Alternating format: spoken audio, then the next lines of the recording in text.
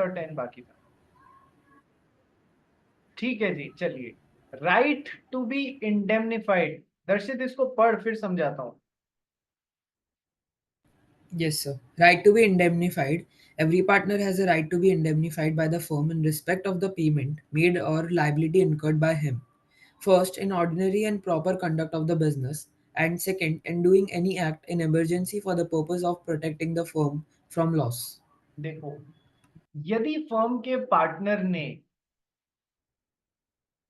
Firm को, पहली बात तो कोई इमरजेंसी सिचुएशन आ गई है, उसमें फर्म को लॉस से प्रोटेक्ट करने के लिए कोई काम कर दिया है।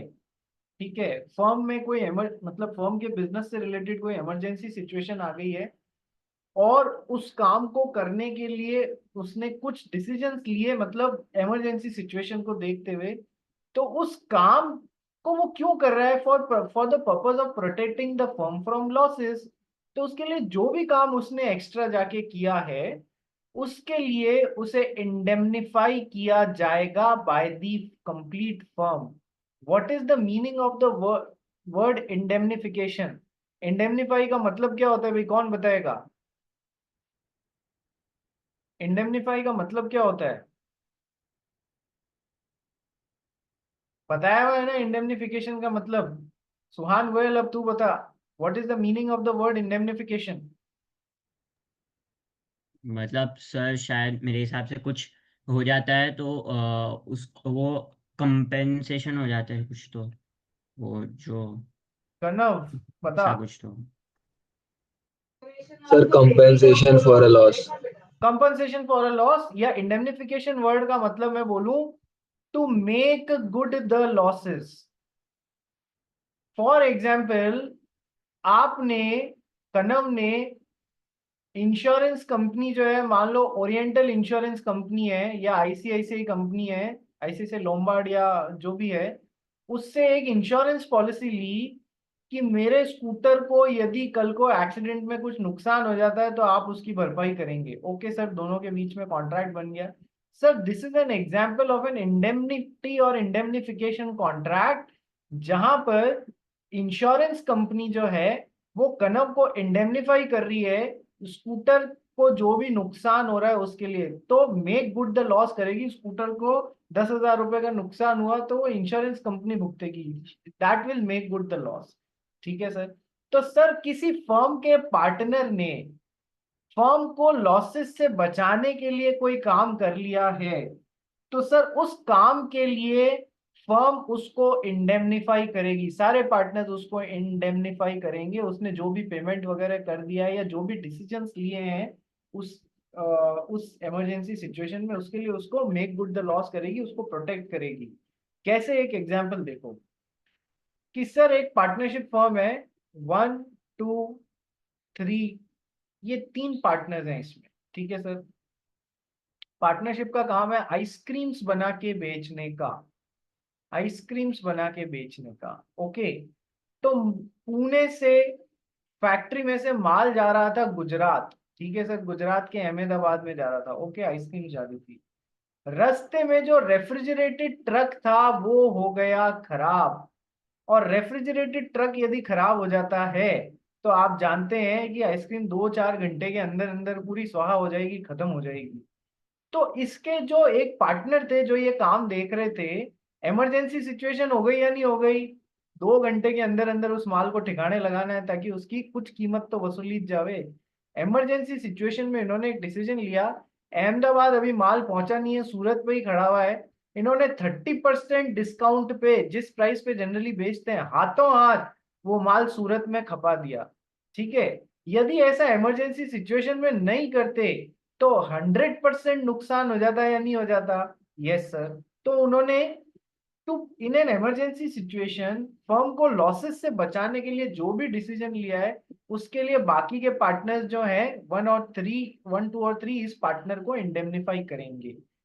ये उसके पीछे ये नहीं पड़ सकते कि है ना आपने ऐसा डिसीजन ले लिया इससे तो फर्म को 30% का नुकसान हो गया। ना ना ना ना, इसने फर्म को 100% नुकसान से बचाने के लिए एक कदम उठाया है। इसलिए ही विल बी, इसने जो भी काम किया है, एक्स्ट्रा ट्रक लगवाया है, एक ट्रक से दूसरे ट्रक में माल लोड करवा के भिजवाया, उस ट्रक को एक्स्ट्रा 10,000 रुपए का पेमेंट किया है, ठीक है, जो भी काम किया है फर्म को इमरजेंसी सिचुएशन में लॉस से बचाने के लिए, उसके लिए पूरी firm would protect him. Every partner has a right to be indemnified by the firm in respect of the payment made or liability incurred by him in the ordinary and proper conduct of the business and in doing any act in emergency for the purpose of protecting the firm from the loss. I hope second point तो कम से कम clear हो गया है, emergency वाला. इसमें exam में question आया हुआ है. क्या क्वेश्चन आया हुआ है? एक फर्म में दो पार्टनर्स थे. फर्म जीन्स बेचने का काम करती थी, जीन्स इंपोर्ट करती थी और बेचती थी, ठीक है सर, या जीन्स मैन्युफैक्चर करती थी और बेचती थी. अब क्या हुआ कि है ना, इन दोनों पार्टनर्स ने आपस में एक एग्रीमेंट कर रखा था कि कोई भी पार्टनर 500 रुपए से कम जीन्स मार्केट में नहीं बेचेगा, ठीक है, क्योंकि सर दोनों आपस में बाइंड होते हैं ना एक दूसरे के डिसीजन से. तो कोई भी पार्टनर 500 रुपए से कम में जीन्स नहीं बेचेगा, और यदि बेचेगा तो पहले दूसरे पार्टनर से कंसल्ट करेगा, फिर ही बेचेगा 500 रुपए से कम में बेचनी, ठीक है सर. अब क्या है कि सर पार्टनर नंबर 1 चला गया विदेश, ठीक है सर, विदेश चला गया. सडनली पार्टनर नंबर 2 को, विदेश का टूर था उसके 1 महीने का, 10 दिन बाद पार्टनर नंबर 2 को पता लगा कि यार है ना, चाइना से बहुत सारा माल इंडिया में जीन्स का डंप होने के लिए आ रहा है, जिससे जो जीन्स हम अभी 500 रुपए में बेचते हैं वो 250 या 300 रुपए में रिटेल करने लगेगी. यानी कि एक इमरजेंसी सिचुएशन हो चुकी है, यानी कि अपना एग्जिस्टिंग माल जल्दी से नहीं निकाला तो ये जो बाद में फिर सेम माल को 300 रुपए में निकालना पड़ेगा, और हो सकता है उतने में भी नहीं बिके, क्योंकि क्वालिटी इश्यूज भी हो सकता है बाहर से अच्छा ज्यादा माल आ रहा हो, ठीक है. इसने संपर्क करने की कोशिश की पार्टनर नंबर 1 को, पर वो विदेश टूर पे था, उससे संपर्क नहीं हो पाया, ठीक है. इसने इमरजेंसी सिचुएशन में तुरंत डिसीजन लिया, उस जीन्स को मार्केट में 400 रुपए में खपा दिया कि अभी फिर वो 300 रुपए वाला माल आएगा तो हमारी जीन्स कोई भी नहीं खरीदेगा. जब ये पार्टनर नंबर 1 वापस आया तो बहुत गुस्सा हुआ इस पे कि तेरे को कहा था 500 रुपए से कम में जीन्स मत बेचना, और या फिर पहले मुझसे संपर्क करना, तूने दोनों ही नहीं किया, इसलिए जो लॉस हुआ है ये तू भरपाई करेगा. तो उसने सीधा ये हवाला दिया कि भैया मैंने इमरजेंसी सिचुएशन में फर्म को लॉसेस से बचाने के लिए काम किया है, ठीक है, और इस वजह से फर्म मुझे इस काम के लिए इंडेमनिफाई करेगी. मैं कोई ये भुगतान नहीं करने वाला हूँ, मैं जिम्मेदार नहीं हूँ इस चीज का, उल्टा मैंने तो बचाया है. जो 300 रुपए वाली आ जाती तो फिर 400 में भी हमसे कोई नहीं खरीदता, हमको 300 में ही बेचनी पड़ती, ठीक है. तो ये तो हो गया एक दो क्वेश्चन. अब इस पॉइंट में एक और बात है कि sir every partner has a right to be indemnified by the firm in respect of the payments made or liability incurred by him in the ordinary and proper conduct of the business. जिस तरीके से business होता है उस तरीके से उसने ordinary और प्रॉपर वे में बिजनेस कंडक्ट किया है, तो सर जो भी उसने अपनी जेब से फर्म के लिए पेमेंट कर दिया है उन सब के लिए वो इंडेमनिफाई होगा, किया जाएगा, यानी फर्म उसको पेमेंट देगी जो उसने अपनी जेब से कर दिया on behalf of the firm. कैसे समझो कि सर मान लीजिए फर्म में 4 पार्टनर्स हैं, ओके सर. एक पार्टनर जो है वो फर्म के बिहाफ पे माल परचेज, रॉ मटेरियल परचेज करने के लिए गया है, okay sir. Raw material purchase करते समय जो रॉ मटेरियल के सेलर है मिस्टर एक्स, उन्होंने बोला देखो आज एक स्कीम आई हुई है जिसमें जो 500 रुपए किलो का माल है वो मैं आज में यदि आप पेमेंट कर देते हो तो मैं 350 रुपए प्रति किलो में डिस्काउंटेड प्राइस में आपको दे दूंगा, 30% डिस्काउंट है इसमें, ओके सर. इसने कहा यार बहुत अच्छी अपॉर्चुनिटी है. तो सर इसने क्या किया, पता है कि वहां से पेमेंट मंगाऊंगा डालूंगा जितने बहुत टाइम लग जाएगा, अपनी जेब से पेमेंट कर दिया 350 रुपए किलो. ट्रांजैक्शन किसके लिए हो रहा है, किसके नाम पे हो रहा है कि सर ट्रांजैक्शन फर्म के नाम पे हो रहा है. ये जो मैं पॉइंट बता रहा हूँ ये बहुत बड़े पॉइंट है, ध्यान रखना. खुद के नाम से किया होता है ये ट्रांजैक्शन तो फर्म उसको इस पैसे के लिए इंडेमनिफाई नहीं करती क्योंकि इसने अपने खुद के नाम से किया. फर्म ऑर्डिनरी वे में और प्रॉपर कंडक्ट कैसे करती है, अपने नाम से थर्ड पार्टी के साथ में ट्रांजैक्शन करती है या नहीं करती है, ये तो उसका रेगुलर काम करने का तरीका होता है ना। Yes sir. तो सर यदि इस पार्टनर ने खुद के नाम से ट्रांजैक्शन किया होता तो ये प्रॉपर तरीका नहीं है, ऑर्डिनरी कंडक्ट ऑफ बिजनेस नहीं है, तो फर्म इंडेमनिफाई नहीं करती। इसने किसके नाम पे किया, फर्म के नाम पे ये काम किया। तो सर खुद की जेब से पैसे दे दिए, पैसे किसके लगे, पार्टनर की पर्सनल कैपेसिटी में दे दिए। कितने पैसे दिए, मान लो 10 लाख रुपए पेमेंट कर दिया, ओके सर।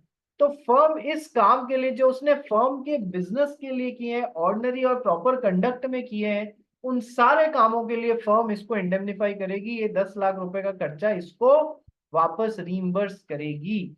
यदि उसने फर्म के नाम पे किया है, प्रॉपर तरीके से किया है जैसे फर्म करती है, ठीक है, उस तरीके से, ठीक है, in the ordinary and proper conduct of the business, जो भी उसने लाइबिलिटी इंकर की है या जो भी उसने पेमेंट किए उसके लिए फर्म उसको इंडेमनिफाई करेगी। और जो भी उसने इमरजेंसी सिचुएशन में काम किए हैं उसके लिए फर्म उसको इंडेमनिफाई करेगी। बात समझ में आई या नहीं आई? क्या ये point right to be indemnified clear हुआ? और इसके जो छोटे छोटे पॉइंट्स थे वो क्लियर हुए? वापस देख के, रिकॉर्डिंग देख के, नोट करके लिखना। दर्शित बोल, क्या हुआ? सो मेरे को 2 डाउट है। पहला डाउट ये है कि जो पहले केस में है जिसमें कोई जैसे समझो कोई इमरजेंसी सिचुएशन है और हाँ पार्टनर ने कुछ स्पेसिफाई नहीं किया कि हमसे कंसल्ट करना और उसके बाद ही कुछ ट्रांजैक्शन करना। हाँ, तो पहले केस में जिसमें पार्टनर ने कंसल्ट नहीं किया है, उसमें क्या पार्टनर से फ़ोन करके पूछने की ज़रूरत है? देखो मेरी बात सुनो, और दूस दो तरीके से इस चीज को पढ़ना है। एक तो होता है एक तो होता है पार्टनर्स वाली बात, और एक होता है प्रिंसिपल और एजेंट वाली बात। ठीक है, दोनों कंटेक्स्ट में ये बात समझना।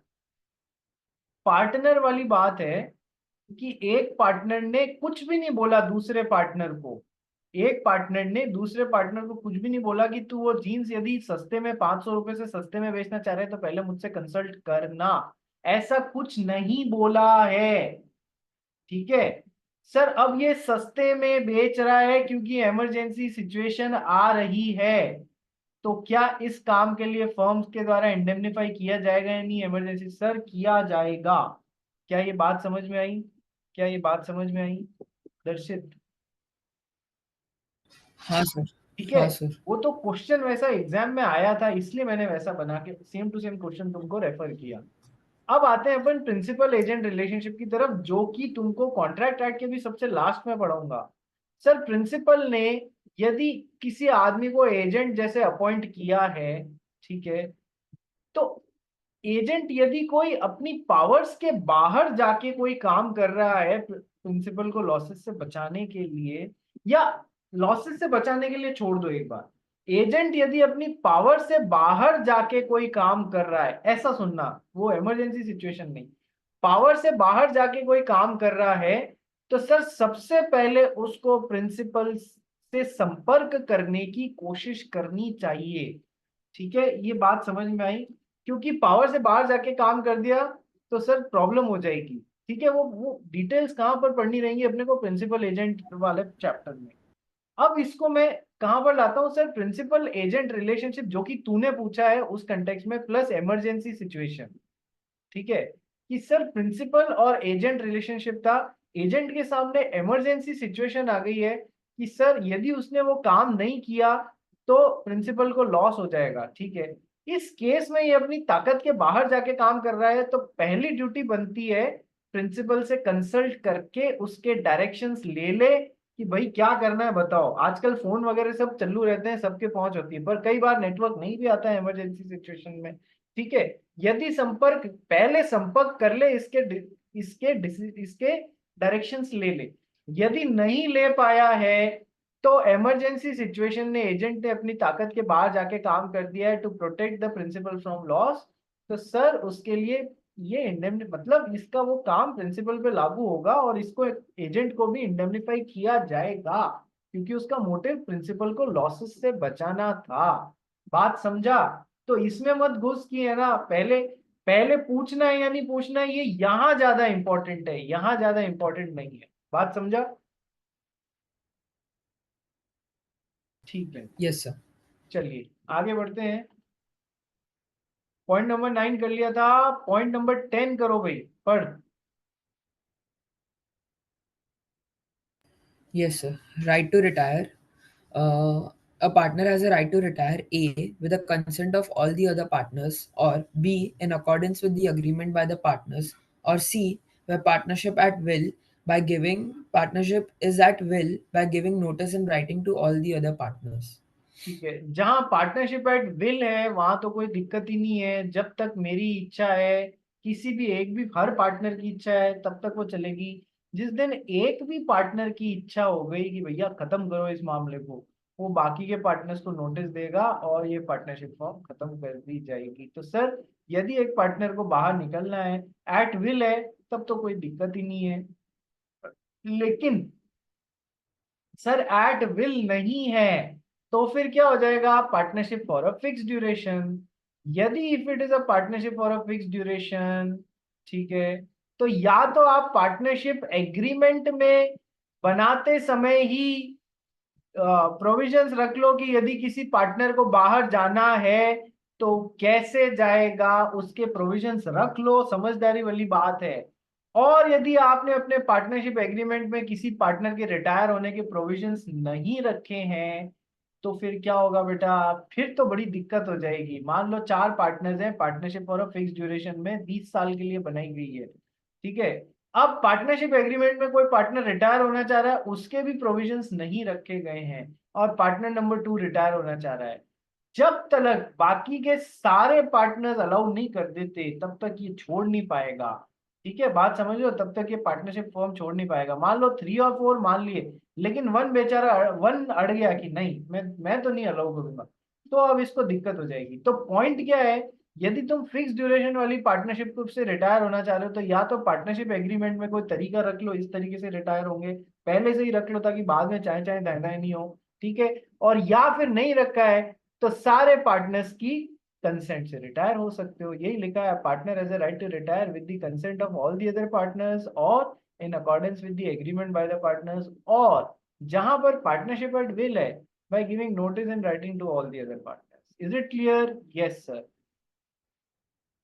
पॉइंट नंबर 11 भी मैंने एक्सप्लेन कर दिया था ना दर्शित? हाँ सर, yes. ठीक है, एंसल समझ में आ रहा है या नहीं आ रहा है? Yes, so कि आज भी एक चिकन की बलि चढ़ा दी तूने?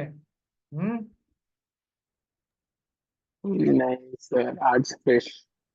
आज फिश की बलि चढ़ाई है, ओके ठीक है। सब है ना, वो कहते हैं ना, मेरी क्लास में नगीन है एक से एक बढ़ के, ठीक है। कोई कपड़े धोता रहता है, कोई फिश और चिकन की बलि चढ़ाता रहता है, ठीक है। मिदुष मोदी कहाँ है? हाँ सर। मिदुष समझ में आ रहा है या नहीं आ रहा है? हाँ सर, समझ आ रहा है। हाँ ठीक है, चलिए जी आइए पढ़ते हैं। देवांश जी, बजाज जी, हाँ सर। यदि मैं किसी पार्टनर को बाकी के पार्टनर्स एक्सपेल करना चाहते हैं, मान लो ये सब मिलके चौथे नंबर पार्टनर को मिलके बाहर फेंकना चाहते हैं, एक्सपेल करना चाहते हैं, तो कर सकते हैं क्या? क्या क्या, मैं समझा नहीं। अगर मान ले एक सबको मिल, पार्टनरशिप फर्म नहीं में, कर सकते। मान ले एक पार्टनरशिप फर्म में मिदुष है, एंसल है, और दक्ष है, और चौथा तू है, देवांश है। ये तीनों मिलके तेरे को पार्टनरशिप फर्म से उठा के बाहर फेंकना चाह रहे हैं कि जिसको बाहर फेंको, निकाल दो इसको पार्टनरशिप फर्म से, तो क्या वो तेरे को निकाल सकते हैं, एक्सपेल कर सकते हैं? नहीं। नहीं कर सकते हैं? अच्छा, बिल्कुल कर ही नहीं सकते हैं, ऐसा ही है, या कभी कर पाएंगे, ऐसा भी हो सकता है? नहीं कर पाएंगे, बट ऐसे नहीं कर सकते। तो फिर कैसे कर सकते हैं, क्या बातें जरूरी है?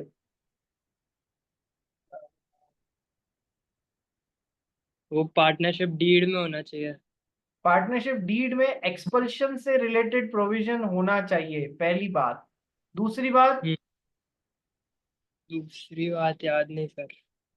दूसरी बात ये है कि सर एक्सपल्शन गुड फेथ में होना चाहिए। गुड फेथ का मतलब क्या होता है कि ना, गंदी नीयत से नहीं, सही कारणों से निकाल रहे हैं तेरे को। मान ले तू पैसे चोरी कर लेता है, या फिर तू है ना सही हिसाब नहीं देता है, बेचता 500 में बताता 300 में है, ठीक है, या फिर तू है ना लड़ता झगड़ता रहता है बाकी के पार्टनर से, ठीक है, तो ये एक्सपल्शन जो है ना वो हमेशा गुड फेथ में ही हो सकता है। ठीक है, अब याद रहेगा हाँ सर। अब? ठीक है, नेक्स्ट, ये चैटिंग चैटिंग बंद करो रे, चैटिंग नहीं चाहिए। ओके, नेक्स्ट आ जाओ। तो सर आ जाइए, नेक्स्ट पॉइंट करते हैं, right of outgoing partner to carry on competing business. मान लो एक पार्टनरशिप फर्म है भैया, 4 पार्टनर्स हैं, पार्टनर नंबर 2 रिटायर हो रहा है, आउटगोइंग पार्टनर है। ओके सर, ये फर्म जो है ये टिम्बर का बिजनेस करती है, लकड़ी का बिजनेस करती है। अब ये जो आउटगोइंग पार्टनर है, ये बाहर निकलने के बाद में, यानी इस पार्टनरशिप फर्म से हटने के बाद में, क्या ये फर्म से कॉम्पीटिंग बिजनेस कर सकता है, खुद भी टिम्बर का बिजनेस चालू कर सकता है क्या? Can he compete with the firm? ये पढ़ना है अपने को। आइए, right of outgoing partner to carry on competing business पढ़ना है यार। Yes, sir. Subject to a contract to the contrary, an outgoing partner may carry a business or competing with that of the firm, and he may advertise such business, but without A. using the firm's name, B. representing himself as carrying on the business of the firm, or C. soliciting the customs of persons who were dealing with the firm before he ceased to be a partner. Custom of person या customers बोल लो यार, ठीक है। देखो, यहाँ बहुत बड़ी छुपी हुई बात है। आइए देखते हैं, right of outgoing partner to carry on competing business. Basic thumb rule क्या है? थंब रूल मतलब जो डायरेक्टली अप्लाई हो जाएगा, दैट इज कि सर एक आउटगोइंग पार्टनर फर्म के साथ में कंपीटिंग बिजनेस कर सकता है। 1 मिनट होल्ड कीजिएगा प्लीज।